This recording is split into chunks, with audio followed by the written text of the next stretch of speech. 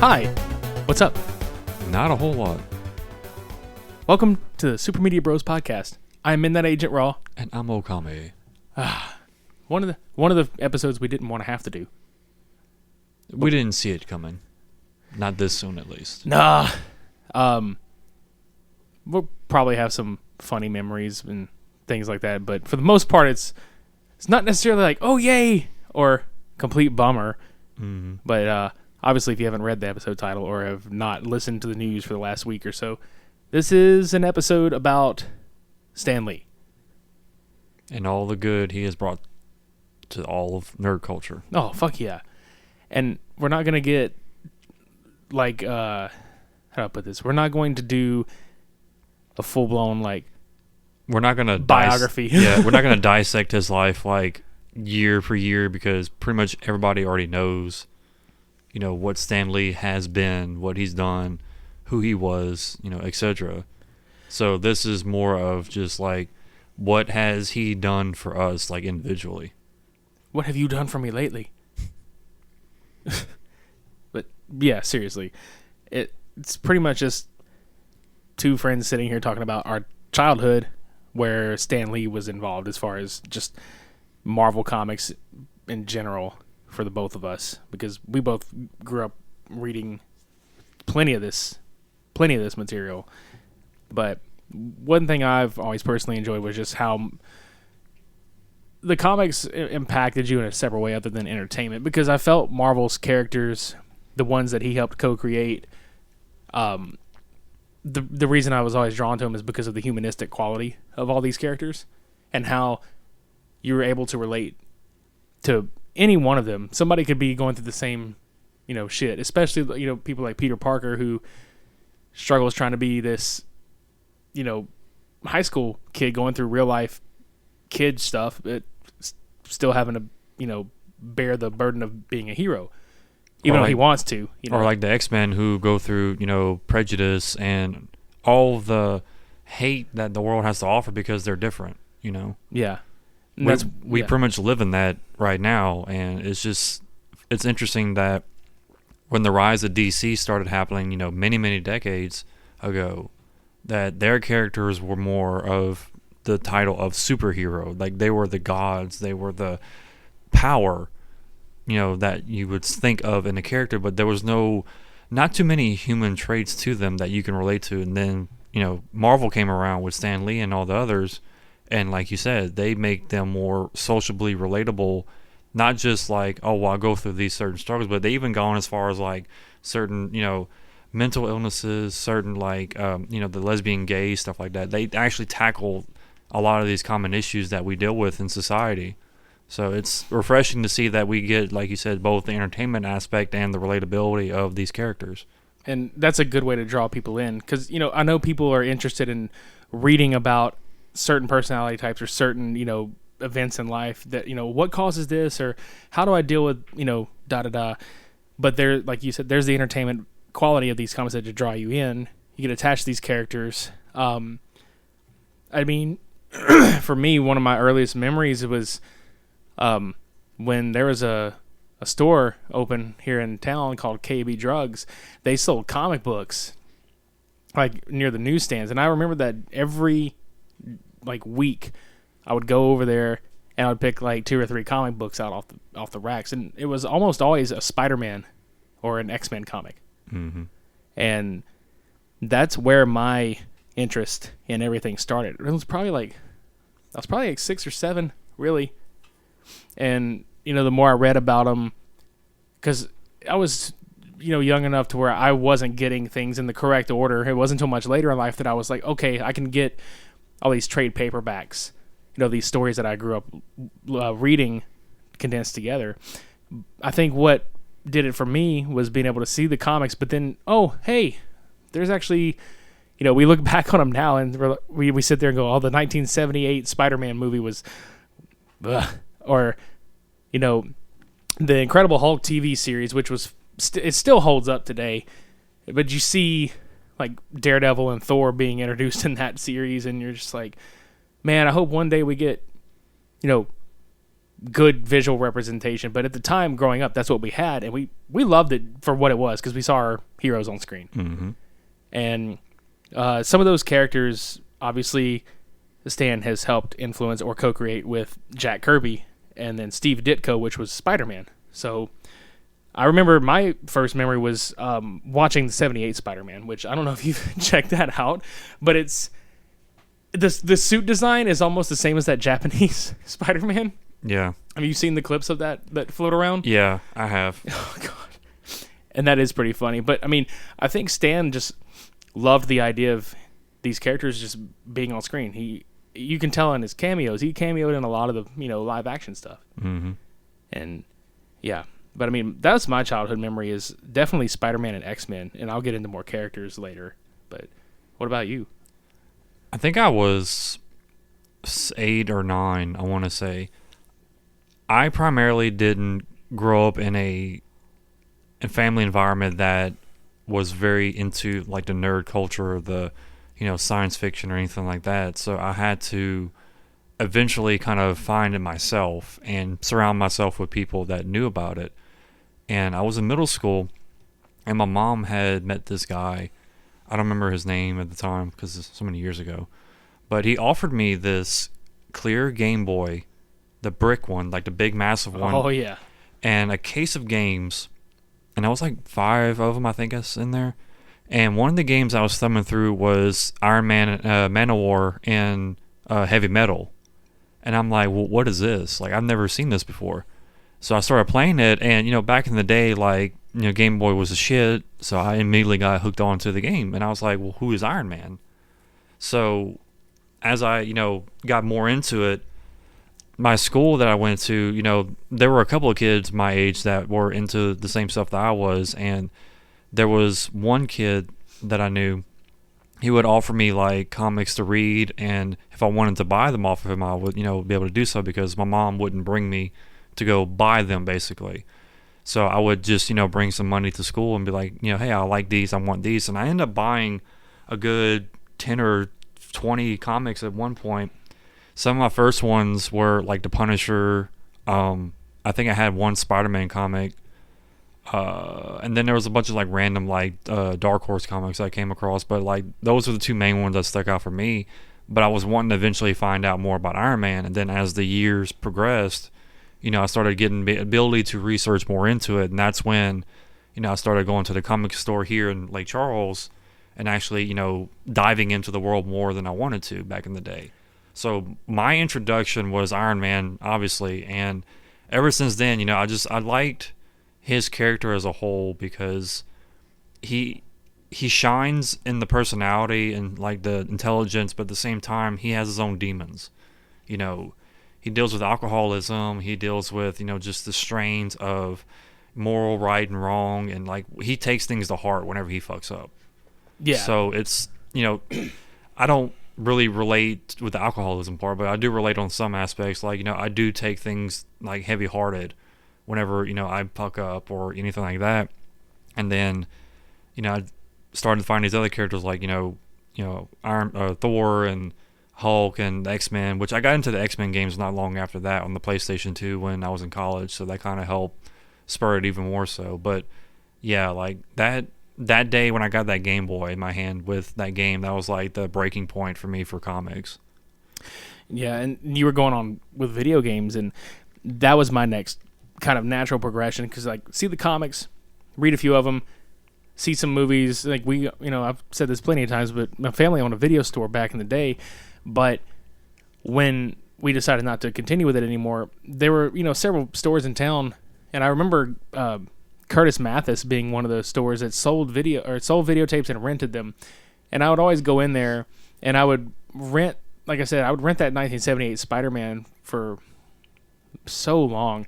But then I would see video games because obviously, and I think I'm trying to remember, I think one of the first ones that I picked up was the Spider-Man, the Sinister Six game for the NES. That was one of the first Spider-Man games I played, but Spider-Man Maximum Carnage was, I think, the first Spider-Man game that I was just die hard about.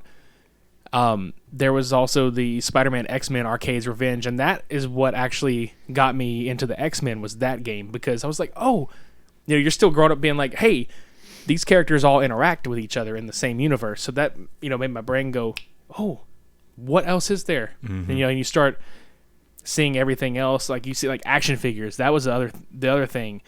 As soon as I found out they made toys of these characters, like, I have to have them. Oh, yeah. And that's one thing that I loved about, I still do to this day, like, and love about Stan's influence on the comic industry, is that he inspired people to use their imagination to find themselves, like to be who you are. And that was like big thing with me, because I didn't know what I was into growing up. I didn't know who I was, and he kind of helped spark that, that initial draw into like trying to figure out who I am as a person. And I initially just found my way through Marvel, I think a lot of us did. I mean, I know there are a lot of people out there that started this exact same way with DC as well, and maybe just comic books in general, like Archie comics and stuff. But, between DC and Marvel, like we mentioned earlier, DC puts out some good stuff here and there, but I always felt Marvel had stronger characters as far as being fleshed out with personality, like you mentioned with Tony Stark, and I've mentioned with Peter Parker. But then we have people like Bruce Banner, characters like Bruce Banner, who they deal with. That's a pretty good representation of somebody that struggles with anger issues and feeling like they don't belong whatsoever. Mm-hmm. I mean, granted, X-Men's is kind of the same way as far as they don't feel like they belong, but I feel like that's more discriminatory, kind of actions. But where Bruce Banner was concerned, he just didn't feel like he belonged at all because he was that much different. Right, and then when he eventually blew up, that was like a totally different, monster. But yeah. Then I'm trying to think, because I want to say one of the first characters that Stan had helped co-create was the Fantastic Four. Mm-hmm. Which that right there, that's, I want to say didn't they call that one like Marvel's first family or something like that? I think so. Yeah, because you got a husband and a wife, a brother, and then a best friend all rolled together that they've shared this accident, mm-hmm. but it made them bond even closer. But you have other characters that, like, obviously the X-Men were the same way, because the X-Men you can take and you can, is that universe is so expansive in its own right. There's so many characters in there. You have people like obviously like Wolverine, who's the loner. Like that, I think that's a big relatable character to a lot of people, is like just being a complete loner. Mm-hmm. And he's always the type of person that deals with his own shit. Then you have like a character like Rogue, who she's struggling to be a teenager and have that bond and connection with another human being, but she saps their strength out of them, so she doesn't know what to do. She's like, do I get close to this person, or do I just stay away from them, basically? Mm-hmm. And she wants that bond, but she can't really do it like any other normal person would. Yeah, and like I said before, we may be all over the place with this stuff, but it's just like what we recall, growing up with, and then into the later years. I felt like those characters and stories kind of helped me through times, because I had friends growing up, but I didn't have like closer friends until probably later in life, as far as late middle school to like early high school, and then some. But as far as being probably elementary age, yeah, I had friends, but I didn't feel like I really fit in. I never like was a molded person. I was, I talked to any and everybody, but I never felt like I had my own identity. Right. But it helped. Reading all these things helped a lot with that.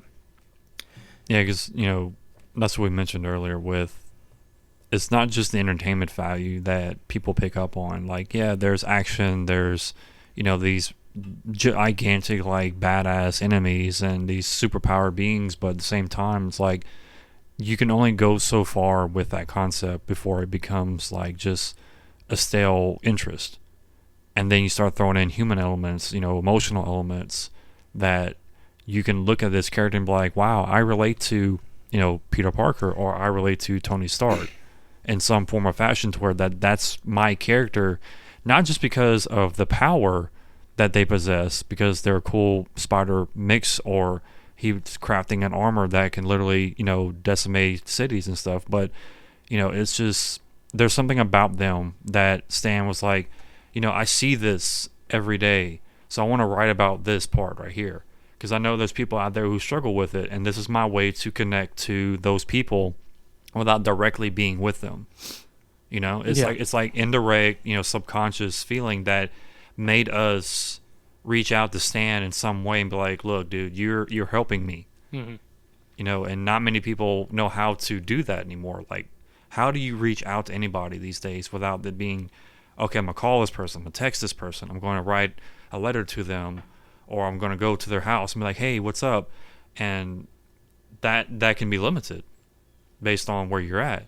So what can you do? And Stan found his niche in it, with also, being his creative side. It's like, hey, this is my gift to the world. Yeah, and along with that, I wanted to mention a couple of other characters specifically, because we talk about, personal things, but and then there's more social ideals and things like that. Like the character Daredevil, and he created that character with Bill Everett. That to me is the embodiment of people that struggle with religion and with trying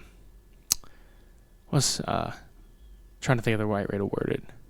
They struggle with that, and I guess their moral compass they struggle with, because Matt Murdock is,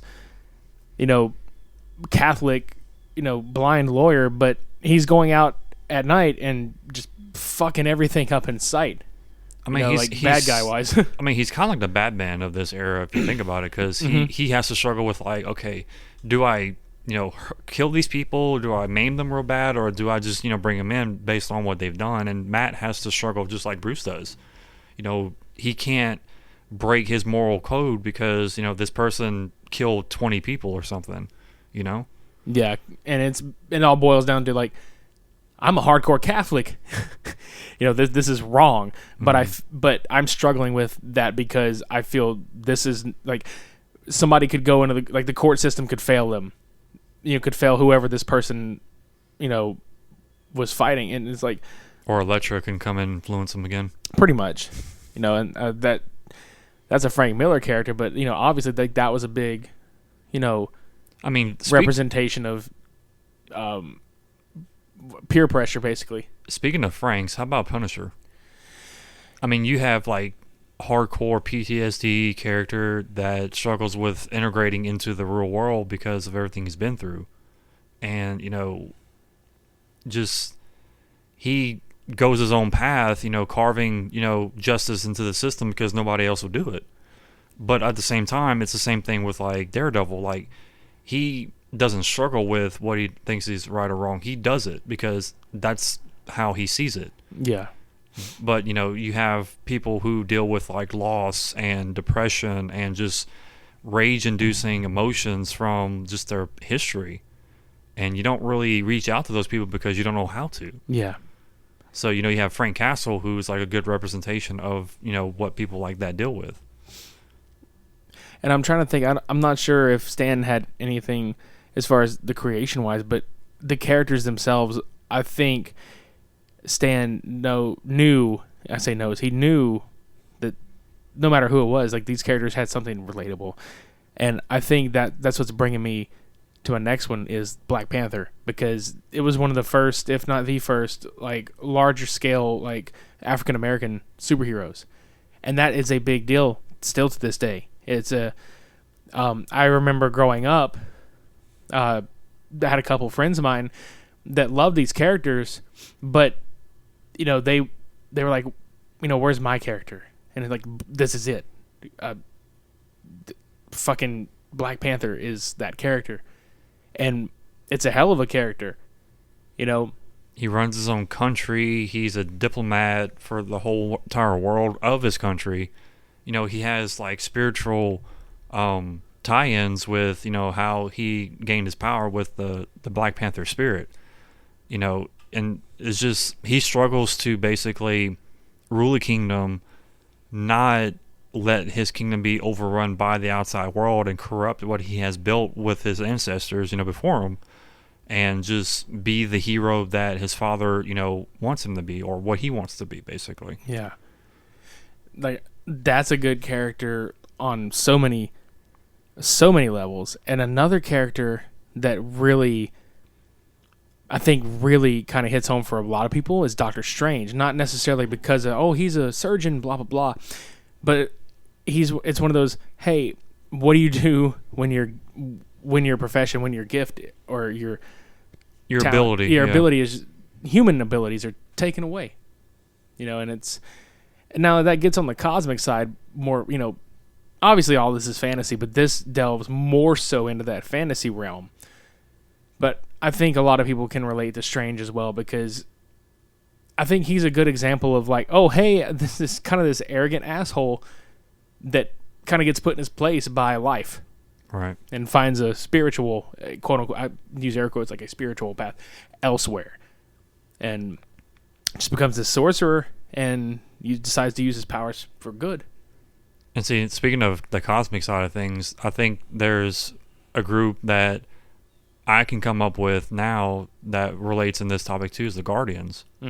Because if you really think about it, each individual character was isolated from their own, civilization or their culture or whatever you want to call it, and they did their own thing. They got in trouble, they, did good or whatever they did, but they just weren't noticeable. They weren't recognized throughout the whole entire universe. And then they finally came together.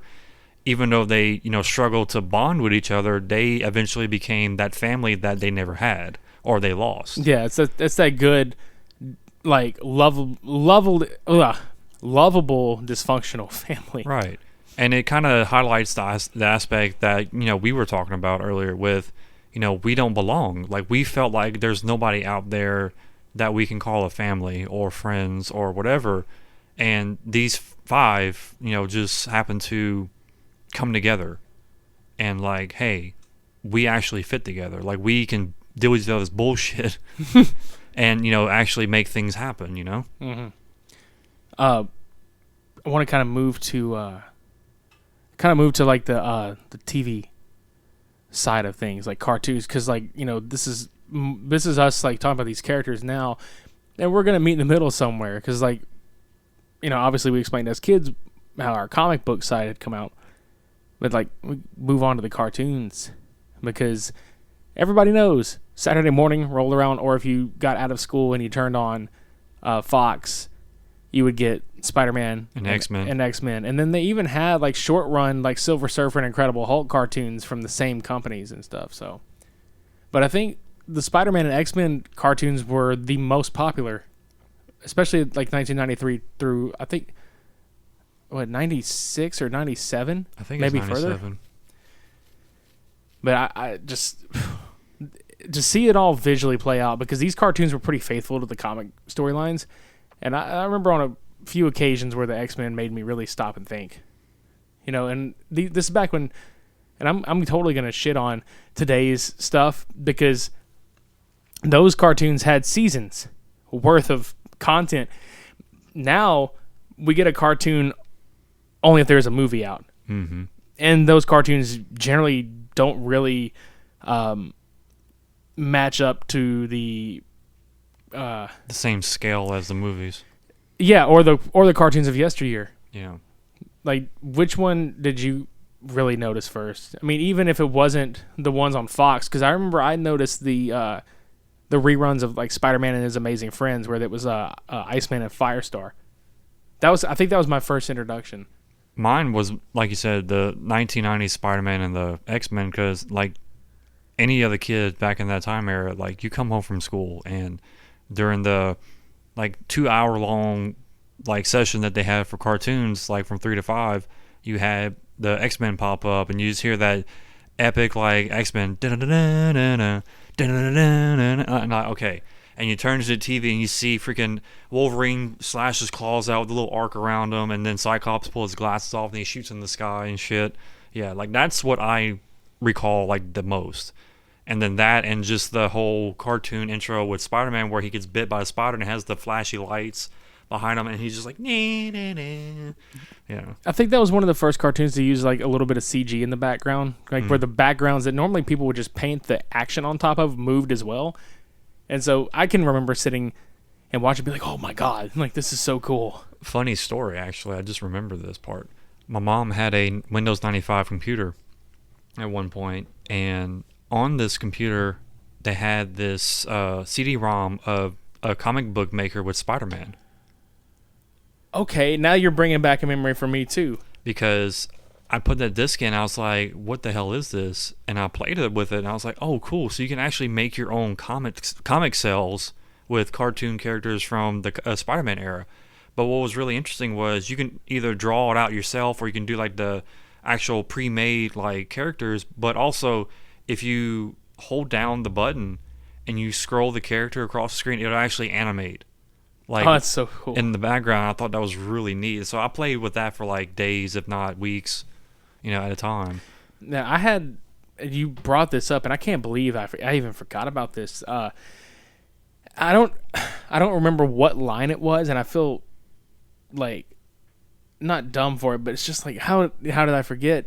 There was a PC game with the Fantastic Four, and I remember it being Fantastic Four because obviously like visual memory, but I don't remember what it was called or what it was, other than it was you put it in the computer and it pops up, and it was an interactive comic story where you would click to move the pages and read the story. And I think these stories weren't adapted from anything. I think a lot of these stories were specifically written for these CD-ROMs. Right. But I remember Fantastic Four being that one, and I remember there being like a Spider-Man one, and I think there was a Hulk one.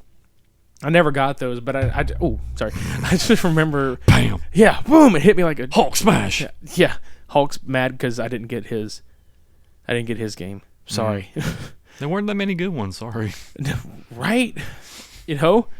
But yeah, dude, that's the stuff I remember, like going into my going from, I guess, like elementary school to middle school. And I always kept that in the back, because we still came from that time where it was not cool to like comic books. It was not cool at all to be a superhero fan, like whatsoever, by anybody. So, and then you have that like underground like kind of community that would reach out to you and be like, hey, this is cool, you should get into it. And that was, like I was talking about earlier, that was pretty much what people like Stan Lee would do to reach out to those that felt inadequate. Yeah. And let that be a reminder, like throughout this. I know we go off on tangents, but if it were not for Stan helping to make these characters, I don't think we would have had the childhood that we both had. As far as, not exactly the same, but I think to some degree, anybody that grew up with these characters can relate. It would be off. Like, there would be something missing, basically, if you really analyze it. Yeah. Because I can't imagine my life without any of this shit. Yeah, because we grew up with so much other shit, and we are grateful that we did. But at the same time, it's like, yeah, there's like with me, there's Darkwing Duck. That I just like Darkwing Duck. It was nothing connected wise on a subconscious level that made me go like, oh well, I relate to him, or like with SWAT cats and stuff like that. Like I like so many different things growing up, but nothing really impacted me more besides video games than comics, especially Marvel comics. So it would be like an off-put feeling not having that connection to oh well, you relate to this character, we know you're there, we know people like you are there, so we're trying to reach out to you and say, look, it's okay, we got this, you got this. Yeah. And as, like you said, it's not a knock on the other cartoons, but one could argue that they were mindless viewing. Not like, oh, these are bad, they're gonna rot your fucking brain out. But you didn't really have to think about it. It was just action. It was just like, oh look, they have a problem, they're solving it, yay. Yeah, these characters make you think. Hell, I know one thing that I say one thing. Stan has done many things for the comic book industry, but I just thought about it. Like, I think one of the big contributions, even though it was a very indirect contribution, he helped reform the comic book code. Because the thing before, like this, I think this was like way back in the 60s, maybe like late 50s, 60s, and into the 70s. I'm trying to remember what decade it was in that it happened, but I remember there was I want to say it might have been a Spider-Man comic book or something, but basically they talked about drugs openly and how it would affect your life, this, that, and the other, and they didn't want to, release it, but they were like, no, fuck this, we're putting it out anyway. Mm-hmm. And people read it, and it had such a strong response, positively, that it depicted a real world, tragedy that can befall anybody. So the code of ethics were changed, where it's like, oh, hey, you can definitely talk about this because it's relatable and it's something people struggle with. Everybody has their own struggles, but I thought it was interesting to see how far we've come since those decades. Because you pick up a comic book now, and it's almost like all bets are off in most of these things. And back then, before that happened, I don't think that was anything, Yeah, you would basically censor a lot of the context that will come up, and they would just be like, well, you can still get it, but it's hard to come across. Now it's like you literally look at a rack, and it's like, oh, well, what can I look up today? Right? Oh, God. But I don't know, man. It's hard to... God. It's hard to really put into words, with Stan, what he meant to the industry, and what he meant to entertainment, what he meant to each individual person. Yeah, because everybody's going to have their own opinion and their own story to tell. Much like, I'm sure most of you listening out there have at one point, if you're not a super fan of Marvel or anything, I'm sure one of you at some point in your life have, watched a Spider-Man cartoon or have seen, any of these characters, in advertisements on TV or billboards or just magazine article, anything, gaming. You know who these characters are, even if you don't read about them. You know who the fuck they are. Right. And that's a big deal to be able to create something that goes beyond your imagination to pen and paper. These characters transcend all the formats that they're presented in. Mm-hmm. We cosplay as these characters now. It's pretty much anybody that cosplays these characters getting to live out that amazing fantasy, so to speak.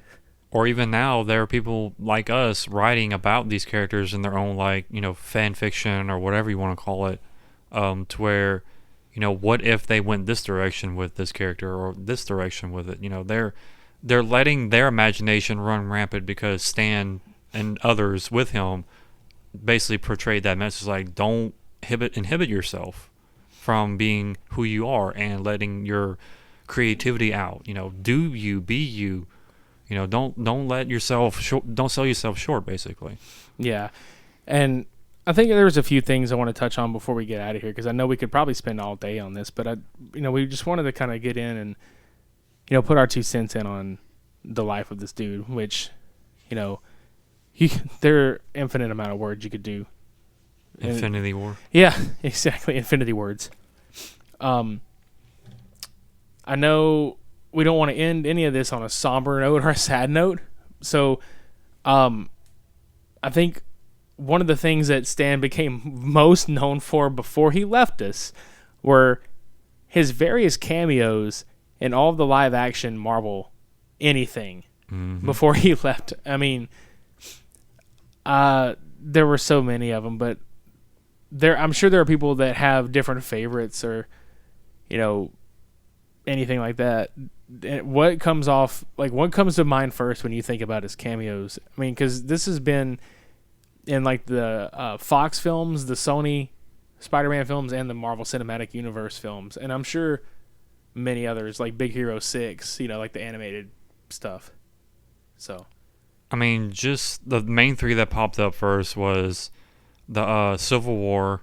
Whenever he walks up to the door with the facts, like, "Are you Tony Stank?" Yeah, dude, And Where he said the FedEx guy. And then and War Machine's like, yeah, this is Tony Stank. God. The second one was the Spider-Man little part with Infinity War when he's like, "What's wrong with you kids? Ain't you ever seen a spaceship before?" Oh my God, yes. And but then his delivery was always just perfect. Mm-hmm. And then my other favorite was in Ragnarok whenever he was trying to cut Thor's hair. Oh yeah. And he's just like, "Do not cut my hair," and he just grabbed that machine, just hit it, and it like had all these apparatuses. He's just like, "Please don't cut my hair." I think a few of mine were subtle. The first Iron Man, when Tony starts going to that gala presentation, he's like, "Looking good, Hef," and then Dan turns around with a pipe in his mouth. I'm like, "Oh my fucking God!" Mm-hmm. Like some of the stuff that he just didn't have bit parts in, or some dialogue were pretty funny. But I think one of the funniest pieces of dialogue he had was whenever it was Age of Ultron, when they're in the bar or they're drinking or whatever, and then Thor is trying to give him a fucking shot of alcohol from Asgard. Mm-hmm. And he's just sitting there, and he's like talking about how he can take it, and then Thor's just kind of like, all right. And then the next shot is him being carried out by two people, and he's like, Excelsior. I fucking love that one. And there was, I want to say he got mistaken for Larry King in Iron Man 2. I think so. That was another one too, which the cameos he made where he would get mistaken for whoever, and it was Tony Stark that would mistake him every fucking time. Then there was also the Ant-Man, the first one, whenever I can't remember his name, but he was doing his like storytelling aspect, and then there was the one part where Stan was like the bartender, and he's just like talking as the guy. He's like, "Yeah, it was super fly funk, kind of stuff." Michael Pena. Yeah.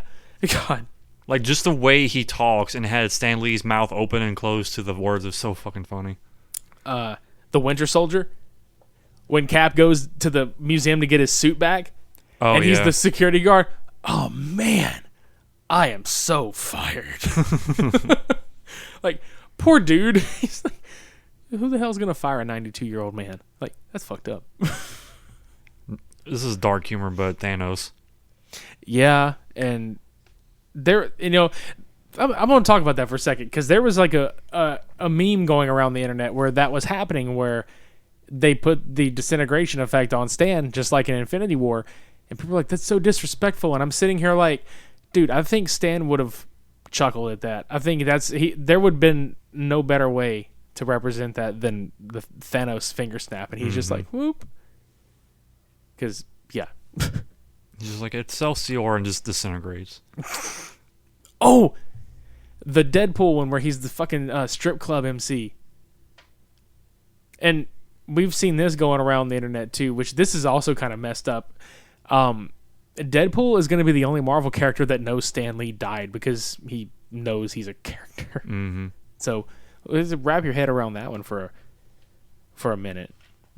But I honestly think like one of the best cameos he's ever done, or the best on-screen anything he's ever done, was not in a Marvel film, but was in the film Mallrats. Because he gives Brody Bruce advice, which is the main character.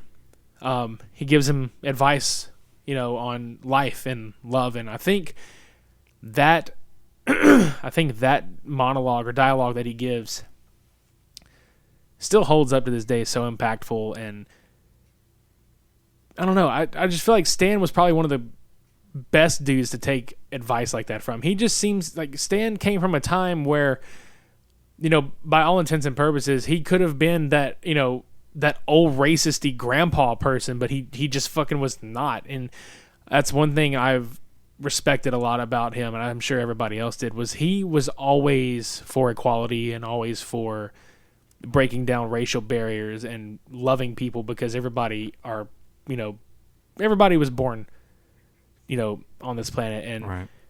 No matter the way you cut it or dice it up, is everybody's here, and we're all just here trying to live a good life. Yeah. So I think a good thing to do for everybody who hasn't done this yet is there's a video running around with Stan Lee's like one of his most popular quotes that he actually verbalizes, And the entire way the video runs is like every Marvel character in a sad sequence is like listening to Uncle Stan or Grandpa Stan talk. Like there's a part, and I know this is sad, but I'm not trying to make it sad. The scene with Captain America carrying Betty. Yes. On the casket, Yeah. like they had that part in there, and it's just like they're all hitting that emotional hit now with Stan being gone, but he's reminding everybody, it's like, it's okay. You know, I'm giving you this to go with, basically, and I want you to remember my words. And it's such a good video, not because it's like, you know, emotional and sad, but it makes you realize that even though, you know, he's gone, he's given us such a huge gift for us to, you know, have to be ourselves, like we talked about through this whole episode. And I would highly recommend people to find that video and just watch it and just be like, let that be the reminder of Stan Lee if you haven't, you know, had that impact like we had already. Like, he let that video be what, you know, you see Stan Lee as. Yeah. I don't think we could have, or anybody could have done it more justice than that video in particular. In fact, there's a few videos out there that you can watch, but especially that one right there is probably the best one, you know, in my opinion. And again, like, we could sit here all day, but I don't know that I could do any more justice in words, because there's really not enough words to do this man's justice, other than, you know, look at the legacy he left behind and left for so many people, because these characters are going to be forever. Oh, yeah. So I feel like as long as these characters are relevant and alive in comic form, Stan is not really gone. He's just kind of with us in ink and paper form. In fact, I think that's what they should do. They should like give him his cameos in comic book form. A complete immortalization. Yeah. So I don't really have anything else to say, honestly. Like, if you follow our social medias, that's cool. I mean, we're not going to plug all of it, but it's just like, you know, check us out on social media. We've got some, you know, stupid pictures to look at on Instagram, obviously. As usual. Yeah, I think I might try to find some good Stan Lee ones to throw up on there, because that'd be kind of cool. Oh yeah. Yeah. So we'll be back next week. Like I said, this isn't like really a typical sign off for us at all. So I guess until next week, shades on. Excelsior.